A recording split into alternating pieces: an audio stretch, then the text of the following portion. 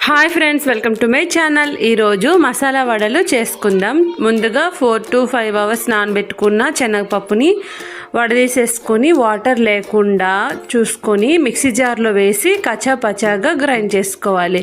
అంతా గ్రైండ్ అయినాక ఇంకొంచెం శనగపప్పుని సైడ్ పెట్టుకొని ఉంచేసుకొని అందులో వేసుకోవాలి. సన్నగా తరిగిన పచ్చిమిర్చి అలాగే ఆనియన్స్ ఇందులో వేసేసుకోవాలన్నమాట. ఈ రెండు. నెక్స్ట్ సన్నగా కట్ చేసుకున్న పుదీనా,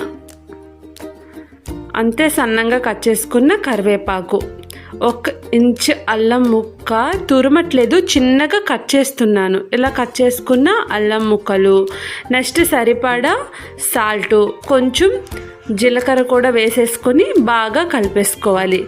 అసలు వాటర్ పెట్టకూడదండి. ఇందులో నేను 2-3 స్పూన్స్ బియ్యపు పిండిని వేసేసుకున్న, వీడియో మిస్ అయింది.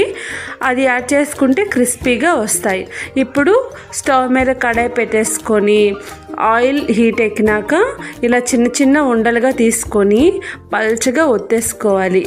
ఇలా చేతిపై చేయడం రాదు అనుకుంటే ఆయిల్ కవర్ పైన కానీ మీకు ఎలా వీలైతే అలా పల్చగా ఒత్తేసుకొని ఈ హీట్ ఎక్కిన ఆయిల్లో వేసేసుకోవాలి. ఇలా 1 by 1 మనం తీసుకున్న ఆయిల్లో సరిపడవన్నీ వేసేసుకోవాలి. ఇప్పుడు సిమ్లో పెట్టుకొని ఫ్రై అవ్వనివ్వాలండి. హై ఫ్లేమ్ పెడితే బాగా సరిగా రావు, అంటే మెత్తగా వస్తాయి, క్రిస్పీగా రావు, కరకరగా రావు అన్నమాట. అందుకే సిమ్లో పెట్టుకొని మాత్రమే ఇలా ఫ్రై చేసుకోవాలి. ఇలా అన్నీ ఒత్తుకొని ఒక్కొక్కటిగా ఆయిల్లో వేసుకొని, ఆయిల్లో వేసాక కొంచెం ఫ్రై అయిన తర్వాత మాత్రమే ఫ్లిప్ చేయాలి. ఇలా 2-3 టైమ్స్ ఫ్లిప్ చేసుకుంటూ ఫ్రై అవ్వనివ్వాలి. అప్పుడే క్రిస్పీగా చాలా టేస్టీగా వస్తాయి. చూడండి, లైట్ బ్రౌన్ కలర్ వచ్చాయి. ఇప్పుడు ఫ్లిప్ చేసుకుంటూ ఇలా 2-3 టైమ్స్ ఫ్లిప్ చేసుకుంటూ బ్రౌన్ కలర్ వచ్చేంత వరకు ఫ్రై చేసుకోవాలి.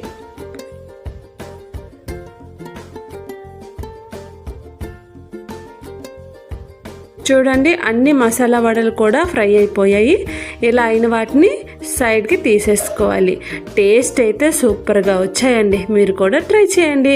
ఇలా ఫ్రై అయిన ఈ మసాలా వడల్ని సాస్ ఇంకా సన్నగా కట్ చేసుకున్న ఆనియన్తో పాటు వీటితో మనకి మంచి కాఫీ ఉంటే సూపర్గా ఉంటుందండి. నచ్చితే like and subscribe my channel. Love you all. Bye.